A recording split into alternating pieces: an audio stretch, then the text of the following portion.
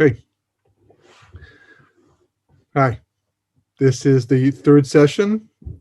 There are going to actually be more than four sessions. It's probably about 6 sessions. It keeps getting longer as I keep pounding at the material, getting new insights, new ideas, trying to expand things, explain things more. So I find that it goes beyond the original parameters of the material. So this will go longer than the promised 4 sections, but you benefit. In any case, I'm going to stick to the notes because I find that if I deviate, I leave a lot of things out. I will be sending the notes out after the shir with the link tomorrow, God willing. Even though I normally send it in advance, this time I have not done that because it feels like cheating, quite frankly, that somehow you know the whole thing already before I even start. So that's not the real reason why. I'm still working on it. But in any case, you'll have them. So I'm going to stick to them anyhow because it's easier for me to follow and to explain the points. So what was the first creation ever made after God made heaven and earth? So if you were to ask anybody that question, pretty much anyone can answer that question. They would tell you it was the light. Simple, right? Obvious. That's the Torah says. In the beginning, God made the heaven and the earth. And then after that, it says, V'yem Elokim yihi or v'hi or. Let there be light, and there was light. Famous, right? If you ask the same people, a lot of the same people, what kind of light was it? Which light was it that God made in the first day? That may take a little bit longer to get an answer. Not everyone would know. It certainly was not the light of the sun, the moon, the stars. We know that because, as Rashi points out, the Torah points out, it's not until the 4th day that they're actually put in their place. They're made on the first day. According to the Rashi and Ramban, it's a machlokas, a disagreement. Some say they weren't made until the 4th day, but we basically hold that everything was made at the first moment that God said Bereshis, all the potential for everything, but not everything was put in place until its subsequent day. So the sun, the moon, the stars are not put into place until the 4th day, the Torah tells us. So therefore, it can't be that light. Certainly was not incandescent lighting, wasn't fluorescent lighting, wasn't any of those artificial lighting because that didn't exist at that time. So what light was it? Well, we know. We've spoken about it. It's the Or HaGenuz, the hidden light of creation, because as Rashi explains, based upon the Gemara, that this was a special light that God had made. It was the one that Adam was able to see with it from one end of the world until the other end of the world. So it was certainly a special light, not physical.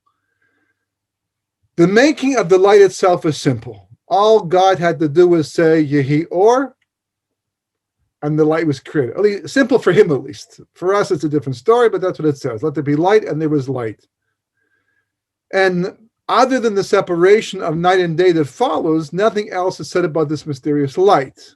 This is because all that needed to be said about this light was already alluded to by the words Yehi Or, which simply mean, let there be light, right? There should be light. Pshat understands this as a command. The simple explanation, Pshat means the simplest explanation on a Torah level, understands that God saying, let there be light. There was light that was created. But Kabbalah understands differently. That this is actually, this word is coming to define the light itself. The Yehi is the definition of the light itself. So what is that? As a word, Yehi doesn't mean very much. It just means, let there be, there should be. But as a gematria, it means everything because it equals the number 25. You recall from last session, we spoke about Yaakov and his sons, how the Shema had 25 letters, alluding to all kinds of important deep concepts. Avraham, by the Akedah, he's going Ko, which is the Gematria 25. When Moshe, we'll talk about that anyhow, when Moshe, he kills the Egyptian, it says he looks Ko v'Ko. These are all allusions to the number 25. And the most important of all, it's the amount of letters in the Shema. So, off the bat, this tells us there's an association between the number 25 and the light itself. We don't know what that association is, but certainly it would explain why Chanukah, which celebrates the Or HaGenuz, falls on the 25th day of the month, the only holiday to do that. Normally we like holidays at the beginning of the month or in the middle of the month, particularly in the middle of the month, because the Jewish people are compared to the moon. and the moon is at its strongest, its most brilliant, time of the month by the middle. So therefore represents the koyach of the Jewish people of Torah. The end of the month, the moon has already waned and represents galus, exile. So to put Chanukah at the end of the month, at the 25th day, means something, and somehow lose this Oregonus. So it would seem to be, based upon his connection and correlation, as we mentioned before, with the Ayeka. What happens by Ayeka? God comes to Adam Arishon and says, "Where are you?" Because he's hiding. He's eaten from the tree of knowledge, good and evil. And God says, Ayeka. We explained that Ayeka is a Gematria 36, a number to do with the Ner Shel Chanukah. We light 36 candles over 8 days. There are 36 tzaddikim, righteous people in every generation. And the other number is 25, we're seeing, because the actual light itself is connected to the number 25 by virtue of this Gematria. So the word Ayeka also is Ayeko. Where is 25? Man was created to reveal the light. God made this light on the first day of creation. He revealed it tremendously at that point in time. That's why there was the Garden of Eden. Gan Eden exists as an expression of the light.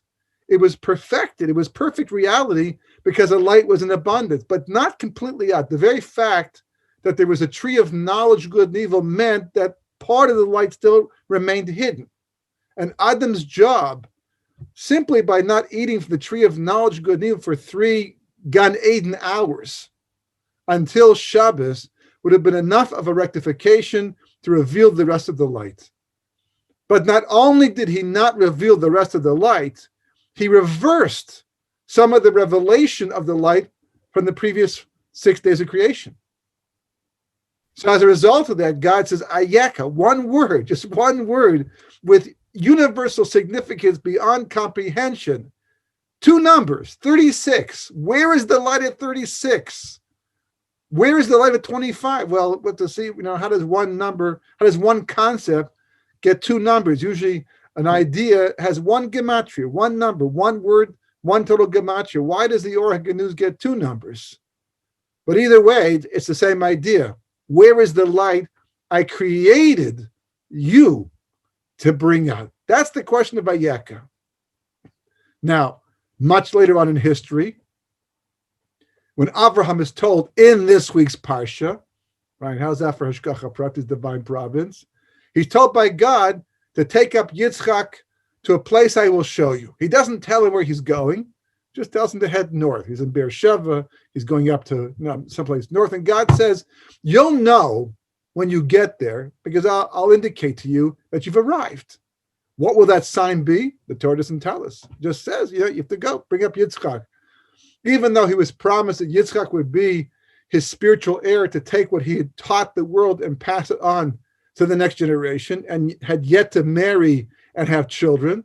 That's why at the end of the Parsha, right after the Akedah, and Yitzchak survives, Chazal tell us, the rabbis tell us that it talks about the birth of Rivka. Because once we had one close call, we almost lost that connection to the future because there was no children yet, no grandchildren yet from Avraham. So therefore, Avram set out immediately to find a wife for Yitzchak. So at least if anything happens to Yitzchak again, at least someone will be born to carry on the legacy of Avraham and the rest of history. But that's what he's told. And so he takes Yitzchak, and he takes Yishmael, and he takes Eliezer, and they travel for 3 days' journey, going north. And finally, Avraham knows he's arrived. How does he know? The pasuk just tells us he knows. That God showed him he knows. But how does he know? So the Medrash fills in the gap. The Medrash says that Abraham looked up, he raised his eyes, and he saw the Shekhinah, whatever that means. He saw something miraculous hovering over Har HaMoriah, the future Beis HaMikdash, the Makom of the Beis HaMikdash, a very special place, and where the Kedah was going to be. And he knew that this was the place. If God allowed his divine presence to dwell in this mountain, it must be this is what God was talking about. But he wasn't sure if everybody should go with him. So he asked Yitzchak, when you look over there, what do you see? He says, wow, I see the Shechina, the divine presence, it's remarkable, miraculous, it's tremendous. So Abraham knows that Yitzchak is supposed to go with him because he merited to see this vision. Now he turns to Eliezer and he turns to Ishmael one at a time, and he says, and what do you see? And they say, well, we see a mountain, and we see hills, and we see trees, and we see a sky, and we see, but no Shechina. They don't see it. So Avram takes that to be a sign from God that they don't merit to go with him the rest of the journey. And then Abraham says something that seems so casual and so normal that most people skip over it, even though Halakhas learned from it. But more importantly, hashkafa, philosophy is learned from it. It's a proverbial fork in the road for the Jewish people from the rest of the nations of the world. Avram says to Eliezer, his trusted servant, and Ishmael, you stay po, ima chamor, you stay here with the donkey while we go ko over there. Bow down to God and then come back to you. 2 words, po and ko, right? But that's the ko. That's the 25.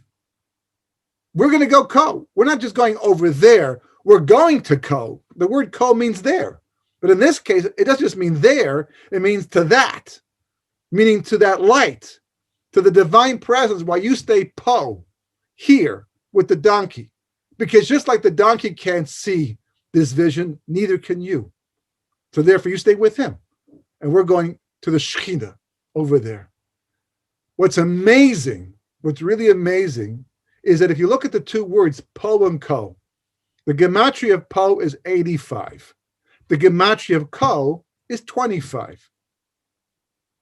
They have their own meaning of just like that, but they have more meaning if you add the kollel. What's the kollel? There's basically 7 different types of gematria, different forms of gematria. There's actually even more than that, but there's at least 7. And one of them is called the kollel. What's the kollel? The kollel is not just a place that people learn and get paid for learning. The kollel in this case means to incorporate, to include. So one of the ways that gematria indicates that a concept we have down here is actually rooted on a higher level is through the kollel. And you add 1 for the word, or it could be 2 for 2 words, or 3 for 3 words, but you add something. In this case, there's only 1 word, po and ko, and you add 1 for each of them. If you add 1 to the po, you get 86. Well, that changes everything, because the gematria of Elohim is 86. If you add 1 to the ko, it changes even more, because the gematria of ko 26 with 1 is yud ke vav ke. So in gematria code, what the Torah is telling us and what Abraham is indicating is you stay here with Elohim, the God of nature, because you can't see beyond nature. You can't see beyond the reality that you see with your physical eyes. But we can see more. We can see the Shechina. We can see Yud Ke Vav Ke, the Shem Havaya, which works lamala min hateva, miraculously. And we're going to go over there. This, gets deeper, right? We see, right? This is why, if you look in Tanakh, so many times when the Nevi'im, the prophets, Yeshayahu, right? Yirmiyahu, Yechezkel, so many prophets, when they begin their prophecy, begin by saying, Ko Amar Hashem. Literally, you look up in the Art Scroll, you look up at an English translation of the words Ko Amar Hashem, it's translated as, so says God. But we know differently now. 25, God says. 25. What? 25 what? Dollars, shekels? What are we talking about over here? No, the number 25, the Or HaGanuz. We say the Shema twice a day, which has 25 letters, because that is telling us as a people that our job is to find the Or HaGanuz in creation, the hidden light, the light that's hidden, and reveal it. That's our job. The prophet Yeshaya says that God formed us as a nation to be an Or L'Goyim, a light into nations. What does it mean to be light into nations? Well, you know, Einstein, he was the light into nations, E equals MC squared, right? That's a light, right? And Spinoza and all these, lots of people are lights into nations. That's true, but not that kind of light.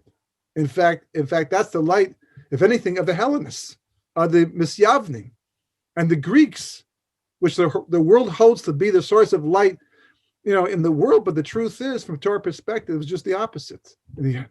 That's not the light we're looking for. We're looking for the Or HaGanuz. Our job as a nation is to reveal that light. You know how you know when you've done it? We're getting ahead of ourselves a bit. But you know how you know when you've done it, right? If the world, because of Einstein, said, wow, E equals MC squared, now I believe in God. Whoa, I had doubts. I was an atheist. I was an agnostic.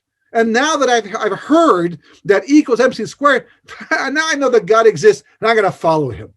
Okay, that's Or HaGanuz. If that's the result, that's great. Karl Marx, he comes out, this got to be communist. And whoa, now that we know communism, I believe in God.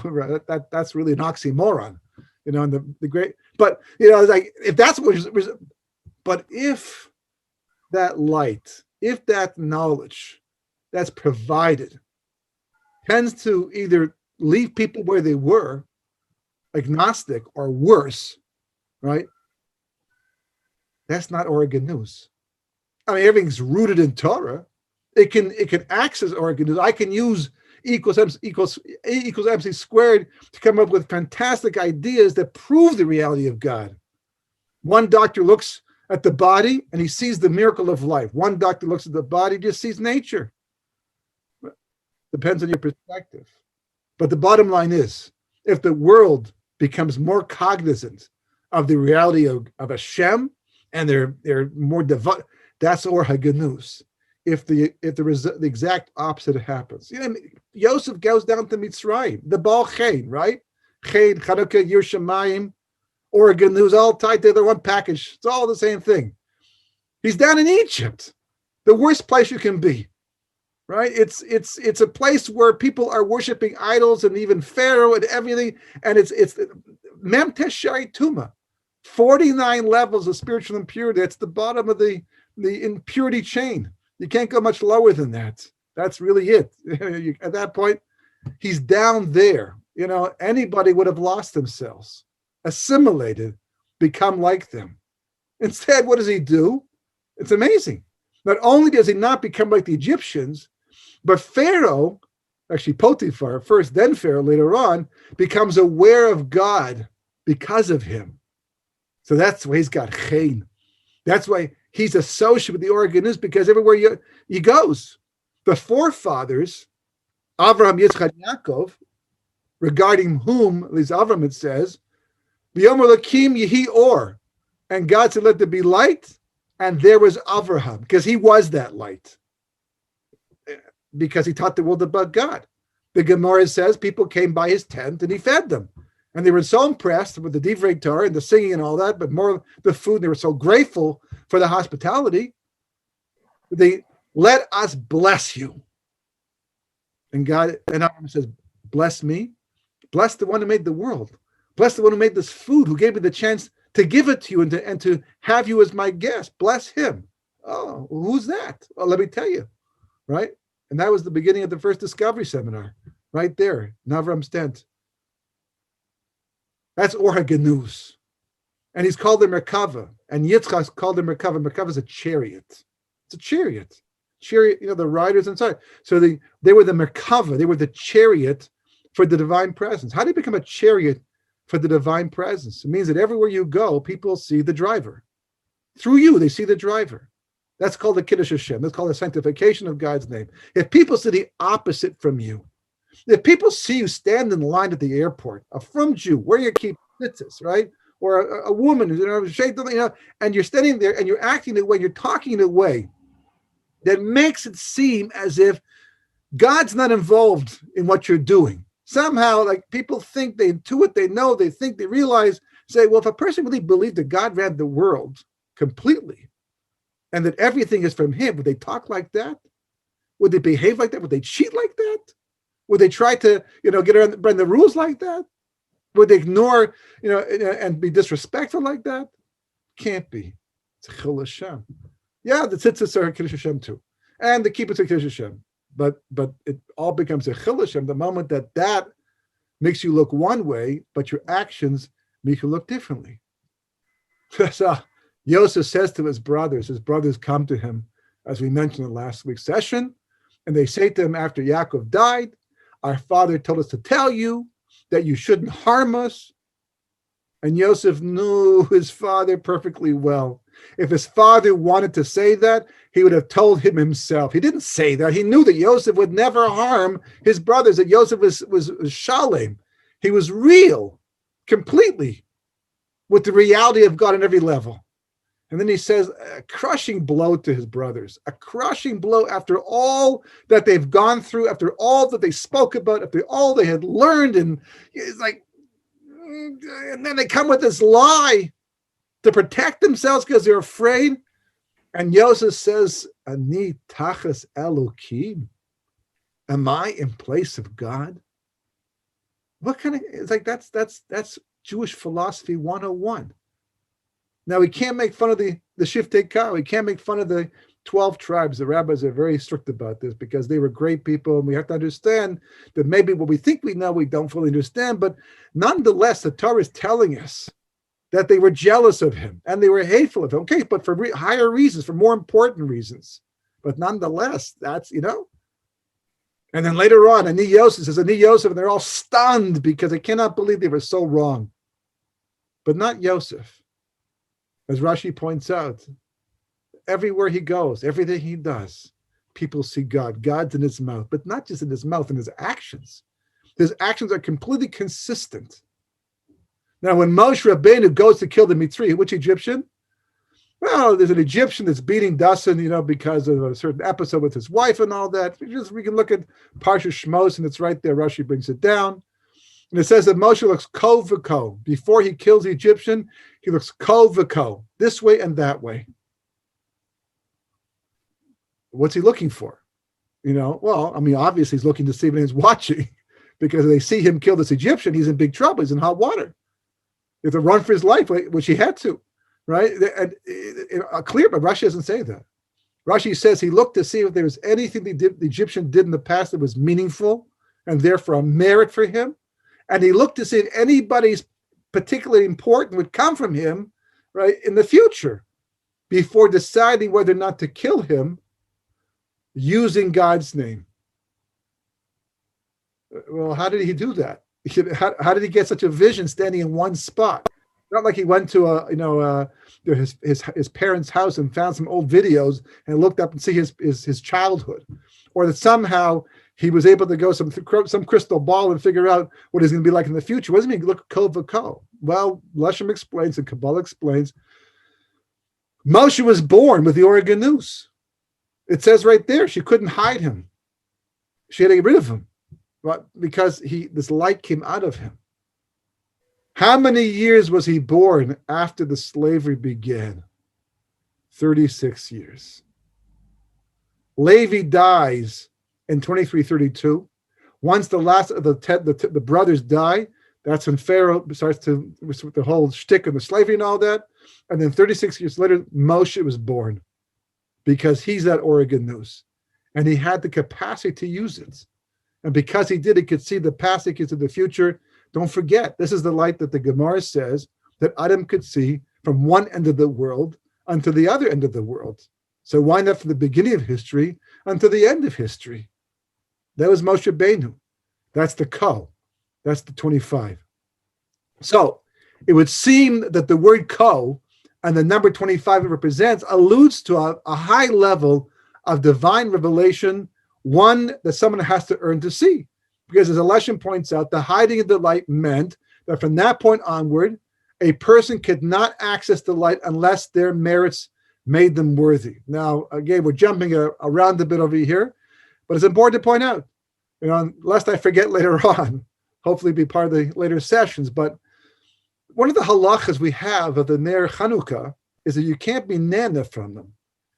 Basically, you're supposed to light, it's a little bit of a disagreement as to the exact time when to begin, but for the most part, the Ashkenazim hold that we light the Ner Chanukah about 50 minutes after Shkia. when the sun sets, depending upon where you are in the world. But here it's about 18 minutes, 20 minutes, about 18 minutes between the time the sun sets and 3 stars come out, which is evening. About 15 minutes into Shkia, basically, and you light it, has to burn for at least half an hour after 3 stars come out. Some people light right at Seisuk Kochavim when the stars come out, and some people even Davar Mari first. But for at least for 30 minutes, it has to. There's a period of time called the period of obligation where the mitzvah is being done, where the Ner Shel Chanukah, the Chanukah licht, whether they're wax, whether they're oil, they have to burn for at least a half an hour before you can put them out or use them for something else. But the entire half an hour, you cannot use them. You can't read by them. You can't count money by them. You just look at them and just see them. By Shabbos candles, we use the light. You can read by the light of Shabbos candles, provided you don't get too close to it, you don't cause it to tilt and all that. But it lights up. The whole reason for lighting Shabbos candles is that you should not sit in the dark on Shabbos, because you can't find things. You get upset and angry, and all the shalom bayis disappears. Everything, for the most part, all the mitzvahs we don't do the mitzvahs for physical pleasure, but if you get pleasure from it, no problem. For the most part, depends on what we're talking about. But this is unusual. Ner Shel Chanukah. Why should it be? So some say because it's like the time of the menorah refers back to the Beis Hamikdash menorah, which you also couldn't use the light of it. But it's more than that. We're talking about the Or HaGenuz, the hidden light of creation, the spectacular light that you use your mind's eye. It can affect your personal perception after, but it goes to the mind's eye, and you have to merit it. So it turns out, we'll see, that a major part of our life in this world we're doing here is to become a kli. You can't go after the light. If you go after the light, you're not going to find it. What you have to do is become a fitting receptacle for the light. The light has to come to you. Your avoda, your whole work, your service of God, your perfection of your being is to become a somebody to whom the light will be drawn to.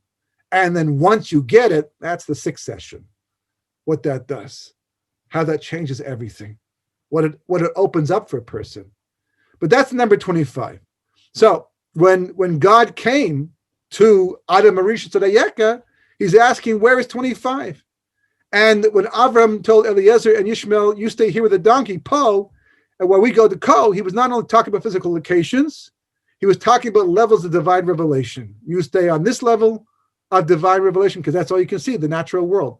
While we go to a higher level, a spiritual level, a level where the reality of God can be revealed, and you can see it only with your mind's eye, because you became fitting to do so. So the only question becomes, therefore, if the number 25 represents the light, the Or HaGenuz, the hidden light of creation, so then what does the number 36 represent? How do you interchange it? Why use one here and one there, right?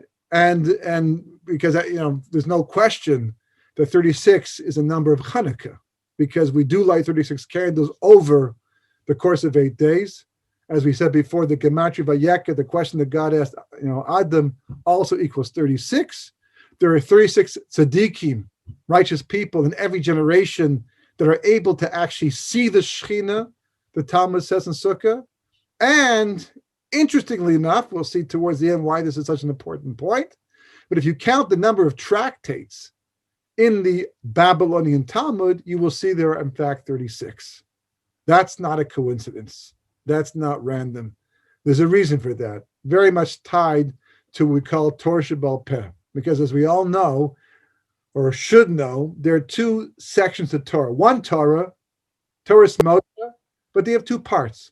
One's called Torah Shebiksav, the written law, and one's called Torah Shebal Peh, the oral law.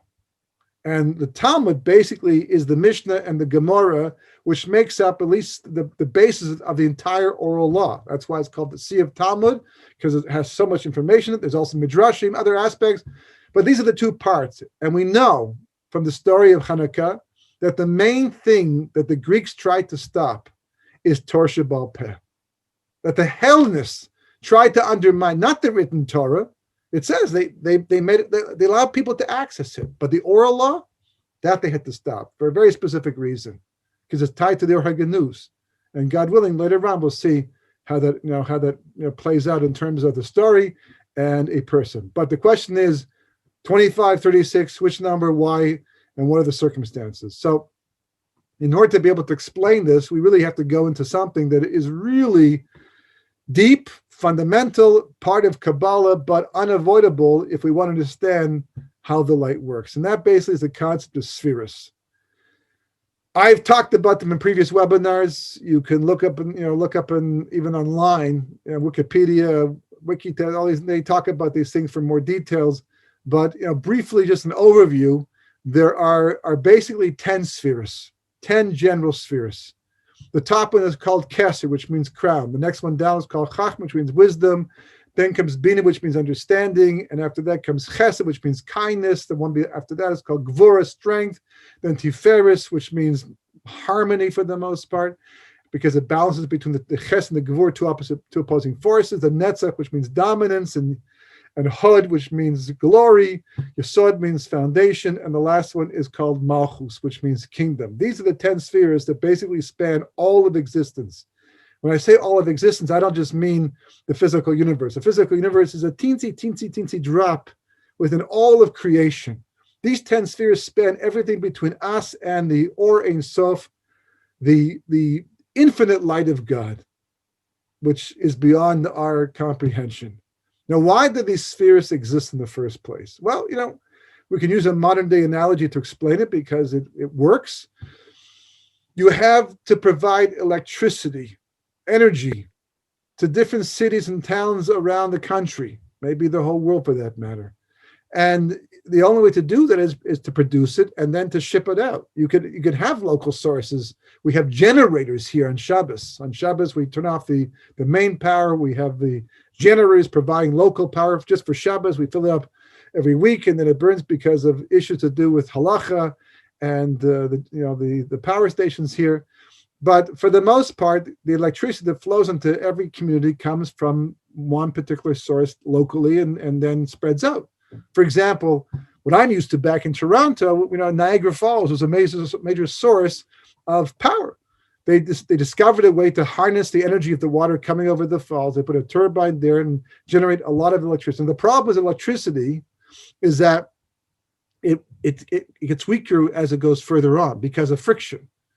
Because you have to run it through wires, and there's electrons inside the wires themselves, and they hit each other. But as they do, it slows down the power. So that's why a long wire, you will not have the same level of power at the end of the wire as you will at the beginning of the wire. Now, if it's a short wire, it won't really make much of a difference. But if you're talking about miles and miles and miles and miles and miles, then basically it becomes so weak you can't even turn your radio on.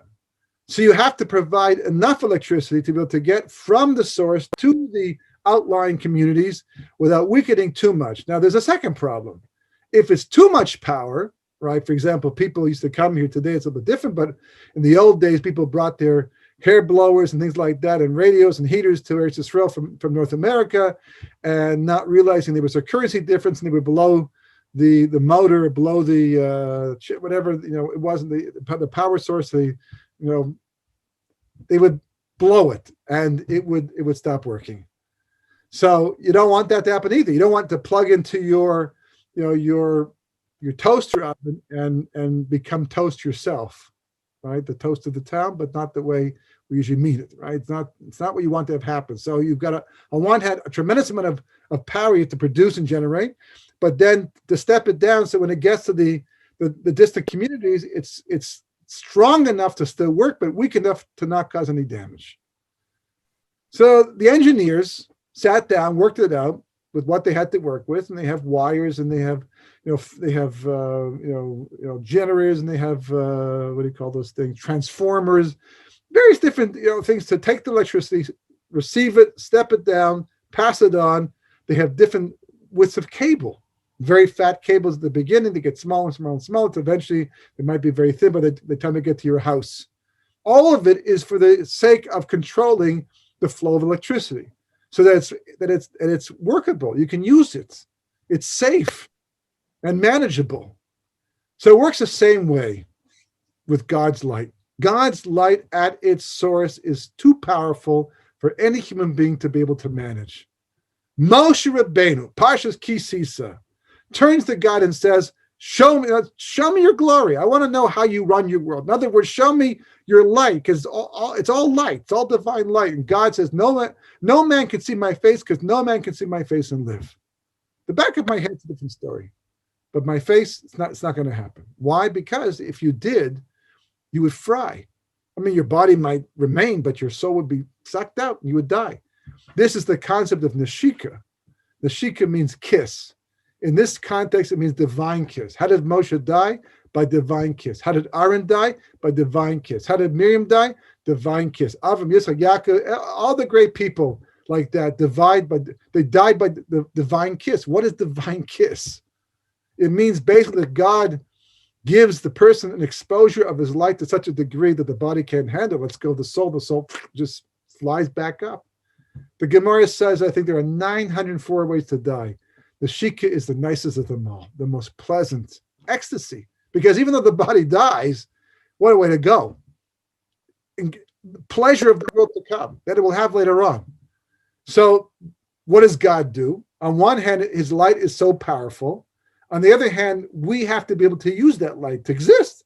That I can be physically here is because the light has been stepped down. The fact that I can, I can do things, but more importantly, the fact that I even have free will. Because with my free will, I can choose to deny the reality of God. Now, how do you do that? Because I could deny your reality because you're just a picture right now.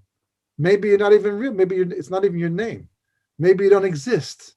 Once upon a time, in the 60s, people walked around saying we don't exist, even though they pinch themselves and it still hurt. But how do you know it's not just hurting in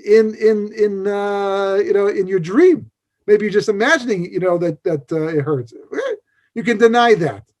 But how do you deny the reality of God when he is in everything? He's the wall. He's the light. He's the computer. He's everything. It should be the most impossible thing in the world to hide the reality of God. No one in their right mind should be able to deny God. And yet we can do that. And how do we do that? Because God basically steps down his light to such a degree. It's enough for all this to exist. It's enough that we can be here and we can eat and do the things that we do. But it's not enough to force us, to compel us to have to accept the reality of God. Like at Mount Sinai, for example. One of the explanations it says in the Torah, actually says in the Gemara, the Torah just says that God asked the Jewish people, do you want my Torah? And they said, Nasa v'nishma, and they got it. The Gemara says it wasn't so simple. The Gemara says that they asked that question and said, Nasa v'nishma, and then God takes the mountain and he holds it over their head and says, if you accept my Torah, great. If not, this is where I'm going to bury you. Wait a second, we reverse it. So they asked, the commentators asked the question, what's going on over here? Did they say Nasa v'nishma, which means we will do and understand? They accepted the Torah completely. And therefore, why is God holding the mountain over their head? Or did they not say it, which God held the mountain, and then they said it, in which case, why they praised? Anyone's going to say Nasa v'nishma with a mountain hanging over their head. So one of the explanations, I believe it's the Maharal, says it doesn't mean literally a mountain over their head. It's like a mountain. It's like a person walks up to you and says, with a gun, and says, your money, your life. But don't let the gun affect your decision. I want this to be your free will decision, whether you want to give the money or give your life. Pretend the gun doesn't exist. Sorry. Then how about you put it away?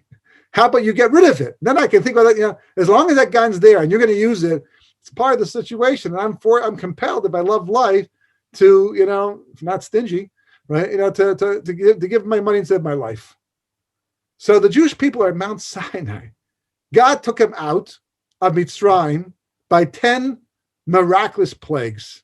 The mightiest country in the world that no one was able to get out of that country until God did it through Moshe. And now they got to the sea, and the sea splits, and they drown the Egyptians and save the Jews. And then man falls from the sky, and then they miraculously beat Amalek after the attack. And now they get to Mount Sinai. The mountain is smoking, right? I don't mean cigarettes, right? It's smoking like a furnace with black smoke, and the shofars are blowing, getting louder. And it's like, What do you think, Joe? Well, actually, what do you think, Shlomo? You think that it's God up there? I'm not sure. Yeah, well, no, they were sure that was God, 100%, no question. And God says, "You want my Torah?" And what are you going to say now? Can we get back to you? What's inside? What's involved? We're not sure yet. I mean, we just got here. We're new at this whole thing. It's like, what are you going to say? So it was as if a mountain was held over their heads, meaning that the reality of God was so intense, so real to them, that there's no way. You'd have to be mashugget out of your mind to say no, to reject the Torah. So therefore, they lacked that free will.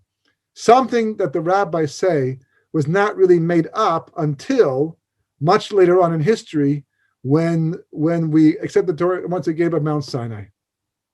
That's what it says. Okay? Now, because of that, right, we have to understand, if that's the case, so how does it fluctuate? So the truth is, we see this in the Torah itself. In Parashat Vayelech, I believe it is, God says to the Jewish people, listen, we've gone through the blessing and the curse. I told you what's going to happen. But the bottom line is, if you don't keep my Torah, I am going to hide my face. Meaning, as Rashi points out, the hand of God is not going to be so visible in history. It's going to look random. So this is a concept we see all the time, right? But if you notice the language, God said, I'm going to hide my face. Hiding is different than absent. People make a mistake, especially today. They confuse God's hiding for his absence. The fact that they can't see him seems to imply to them that he's not there at all. But hiding just means it's there. You just can't see it. So the spheres provide us with the opportunity to actually reveal that light. And the second mistake that we make is that, God may have hidden himself, but that didn't mean he was saying, now that I'm gone and I'm hidden, leave me alone. He's saying, before, you could just walk up and talk to me like in the Garden of Eden, and I would answer. But now, if you want to talk to me, you have to work on it. You have to work. You have to make the effort now to approach me. That's what Yeshaya says to the Jewish people, right? Seek out God. He's available. He's there. If you go after, you look for him. So it turns out that we have these two realities. We have this idea of a hidden light. The light's in the system, it's there, but it can be reduced to such an extent that God can hide his face. The light can literally remain hidden to such an extent that people can doubt God's existence and the validity of Torah, even the Jewish people themselves. On the other hand, we see at Mount Sinai that we can have this reality where God's existence is so real. I mean, even Nebuchadnezzar, the person who destroyed the Beis Hamikdash, believed in God. He showed respect to him. A long time ago, these people who were evil, they were believers. Bilam, who wanted to destroy the Jewish people, he talked to God. And he tells Balak and everybody else, when everything goes, strange in the world, the birds stop chirping and things, remain kind of like supernatural and natural. And they all, what's going on? What's going on? And Bilam says, oh, God's talking to his people. So there's fluctuating reality between revelation and hiddenness and revelation and hiddenness. So that's why you need these two numbers. It's one light, but this one light has two levels of existence. One where it's hidden within creation and one where it's revealed, like Chanukah. That's what the Chashmonaim did.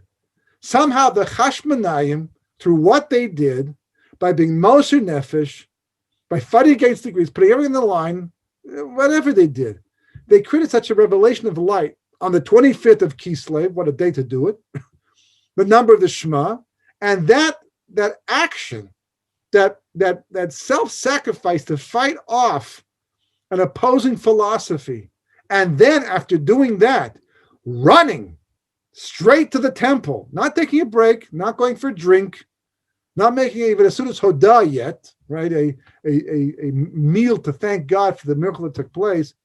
They run right back to the Beis Hamikdash, and they light the menorah. And they only find one jar of oil, which is miraculous, because they shouldn't have found any. And we mentioned last week that one jar was probably the jar that Yaakov found that had oil that burned forever. And, that's why it's, it burned for 7 extra days. And it didn't have to burn for 7 extra days. The Jewish people would have been, they weren't guilty of anything. They did what they could do. They lit one jar, that's all. So why did God make the oil burn for 7 extra days? And why did we light 36 candles altogether? To say that whatever took place, they have to examine it. You have to look at it. The same way that scientists and doctors and everybody, when something happens, there's a breakout or something or some phenomenon, they all go there with their scientific kits and assistants and all that and examine what took place over there to see what it was that resulted in this reality. So Chanukah is such a reality. Chanukah says, you want to know how to find the light? You want to know how to reveal it? It's all in Chanukah. There's non-holiday. This holiday of people that just zooms right by, right? Maybe a few presents, play a little dreidel, lots of latkes, gain lots of calories, sufganiyot, you can even light your menorahs from the amount of oil that they put in the sufganiyot if you want to, right? And yet, interesting enough, and the Pri Tzaddik actually says this, Chanukah is mechanech. It reanoints the entire year. Not Rosh Hashanah, not Yom Kippur, not Sukkot, not Purim, not Pesach, Chanukah. It's the rededication of the entire year. It's a Rosh Hashanah. It's not mentioned in the Mishnah as a Rosh Hashanah, but it's a Rosh Hashanah in its own right. Very special one. It's the light of Mashiach. We'll find out in the end, God willing, but that's what it means. So the 25, as we see, it's the light that God hid. The 25 alludes to the light in a state of hiddenness. The number 36 means that light has been revealed to the world because, as we'll see, God willing, in next week's session, that 36 was the amount of hours that this light actually shone for Adam Arishon in the Garden of Eden. 36 are the amount of righteous people who use this light every day. 36 is a number that by definition means the light has been revealed. So as a result of this, when Yaakov is injured by the angel of Esav, the Sarshal Esav, and the next day he's limping, he's healed by the 36 candles of Chanukah. And he marries a wife whose name is Leah, whose Gemach is 36. In fact, they were both 36 years old when they got back to Eretz Yisrael, and that's when Rachel dies. And the reason why she has to die at the border of Eretz Yisrael is because the Torah says you cannot marry two sisters. And even though the Avos did not fulfill the Torah outside the land, they did fulfill the Torah inside the land. So therefore, Yaakov could not be married to two sisters in Eretz Yisrael. But he's not going to choose. That's God's doing. And how many times, how many Isuri Koras, how many prohibitions are there that incorporate the marrying of a wife's sister? 36 altogether. It's all tied to the oral law and to the Or HaGanuz, but that's what 36 means. And this is what we're saying. A Ladinta nation means a nation that follows the creed of the Shema. The Shema tells us that we were created to find that light. Shema Yisrael, Hashem Elokeinu Hashem Echad. Yaakov's sons, Yosef's brothers, when Yaakov says to them, is everything in order? Meaning what? Are you doing what you're supposed to do? Are you finding that light and revealing it? And they come back and they say, of course we are. Shema Yisrael, Hashem Elokeinu Hashem Echad, 25 letters. That proves it, no? Then Yaakov says that that was the case, then the revelation of the end of days would not have disappeared from me. You know why? Because the light that provides that revelation is the Or HaGanuz. The same light that comes with the Ner Shel Chanukah is the same light that provides me with that prophecy. And if that prophecy was taken away from me, it means the light is not yet fully revealed yet. So therefore, Baruch Shem Kavod Machuso, the Olam Ve'ed, which only has 24 letters. And if you take the Rosh Tevis of all the 6 words, right? Beis Shin Chof Mem, Lamed Vav, right?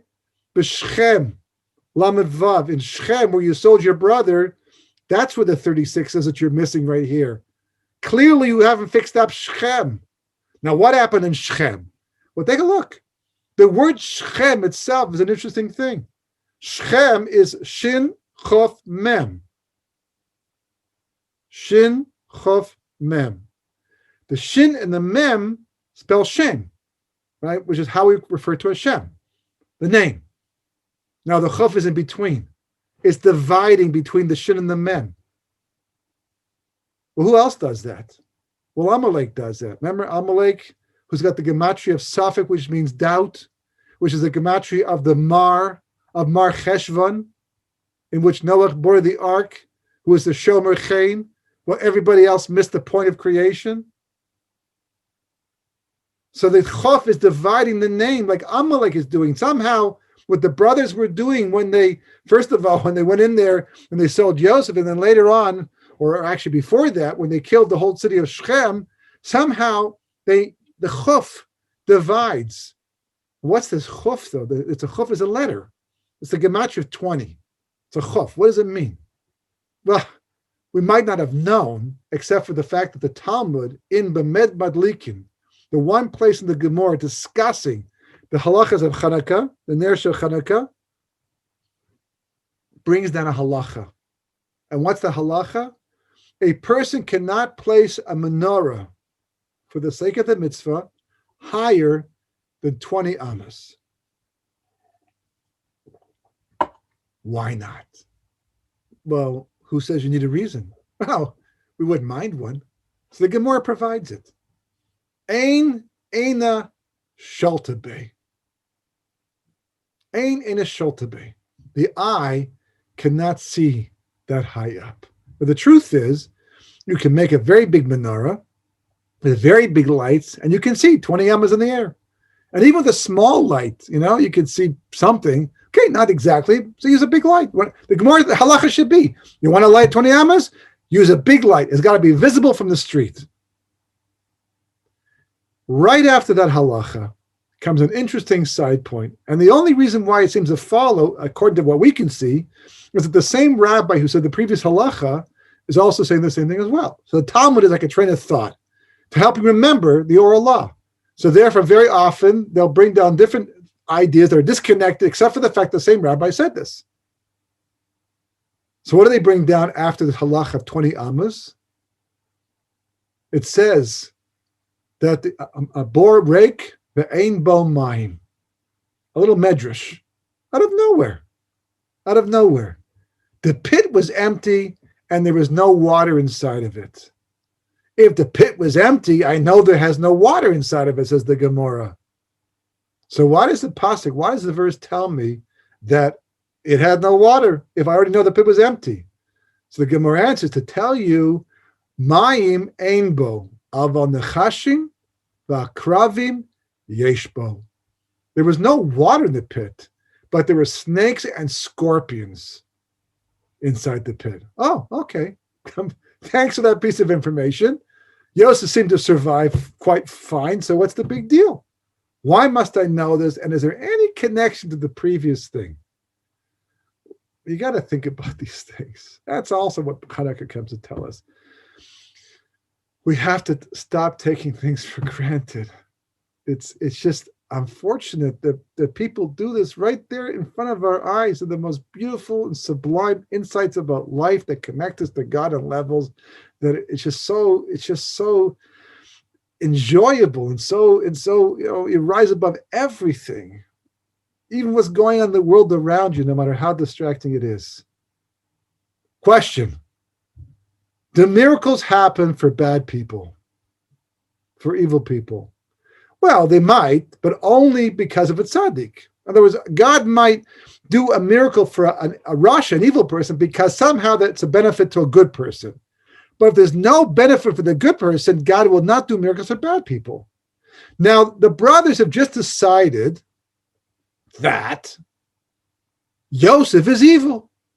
He's bad. They convened a Sanhedrin and found him guilty of being dangerous to the Jewish people. It's got to go. Look into the pit, boys. Take a look, right? There's Yosef down in the pit, surrounded by snakes and scorpions. What's he doing down there? What, talking to them? You won't believe what happened to me. Right? They're all sitting around a little semicircle, snakes, scorpions, the whole thing. And Yosef telling the story. My brothers put me down in this pit. Sorry to bother you, but that's where they put me. And it's like, and I'm so innocent, and they think I'm so guilty, and they're, whoa, wow, but no one's biting. And they take Yosef out of this pit, and he's alive. Somebody should have said, wait a second. Maybe just imagine, maybe we got this wrong. If someone had just said that one thing, maybe we misjudged it because, look, God's doing miracles for him, and he doesn't do miracles for bad people, and he must be a good person, therefore. Think of all the good things that would have happened after that. They wouldn't stand before Yosef in Egypt 22 years later and go, it's him. His dreams came true, and we were so wrong. They didn't do that. Why not?